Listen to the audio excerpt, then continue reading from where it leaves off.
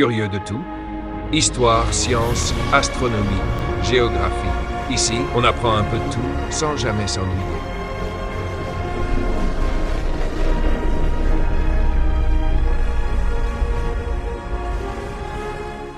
Imaginez la Grèce antique, 4 siècles avant Jésus-Christ. Dans une petite ville du nom de Stagir, en 384 avant Jésus-Christ, naît un enfant qui deviendra l'un des plus grands penseurs de toute l'histoire de l'humanité, Aristote. Son père, Nicomaque, est le médecin personnel du roi de Macédoine. Le jeune Aristote grandit donc dans un environnement où la science, l'observation et la compréhension du monde sont au cœur du quotidien. Mais, à seulement 11 ans, il perd ses parents. Orphelin, il est envoyé à Athènes, la capitale intellectuelle du monde grec. C'est là, à l'âge de 17 ans, qu'il franchit les portes de l'Académie de Platon, l'une des écoles les plus prestigieuses. Aristote y restera près de 20 ans. Il devient un étudiant brillant, puis un maître respecté. Pourtant, malgré son admiration pour Platon, il ne partage pas toutes ses idées. Là où Platon privilégie le monde des idées, Aristote ancre sa pensée dans l'observation du réel. C'est déjà une révolution. À la mort de Platon, Aristote quitte Athènes. Il voyage, il explore, il apprend. Il passe du temps sur l'île d'Assos, puis à Mytilène, où il étudie la flore, les animaux et développe les bases de ce qui deviendra la biologie scientifique.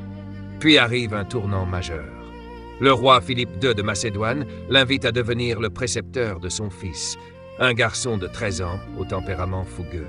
Ce jeune prince, c'est Alexandre, celui qu'on appellera plus tard Alexandre le Grand. Pendant plusieurs années, Aristote lui enseigne la philosophie, les sciences, l'art de gouverner et la maîtrise de soi. Beaucoup diront que l'un des plus grands conquérants de l'histoire doit une part de sa vision à son maître grec. Lorsque Alexandre devient roi, Aristote retourne à Athènes et fonde sa propre école, le lycée. Ce lieu deviendra un espace d'apprentissage unique. Aristote et ses élèves marchent en discutant, d'où le nom de péripatéticiens, ceux qui enseignent en marchant. Au lycée, Aristote étudie absolument tout. La logique, la politique, la poésie, l'éthique, la physique, la biologie. Il classe, analyse, compare. Il veut comprendre la totalité du monde, du plus petit insecte au plus grand système politique. Il invente même une méthode de pensée encore utilisée aujourd'hui, la logique formelle. Pendant cette période, Aristote écrit une œuvre immense, dont une partie seulement nous est parvenue. Ces textes deviendront le socle de la pensée scientifique et philosophique pendant plus de 2 millénaires. On l'appellera le maître de ceux qui savent. Mais l'histoire prend un virage sombre. En 323 avant Jésus-Christ, Alexandre le Grand meurt en Orient. À Athènes, un vent de haine se lève contre tout ce qui touche à la Macédoine.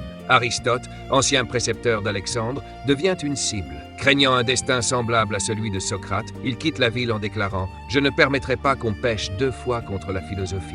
Il se réfugie en Eubée, où il meurt un an plus tard, en 322 avant Jésus-Christ, à l'âge de 62 ans. Son héritage, lui, ne s'éteindra jamais. Aristote n'était pas seulement un philosophe.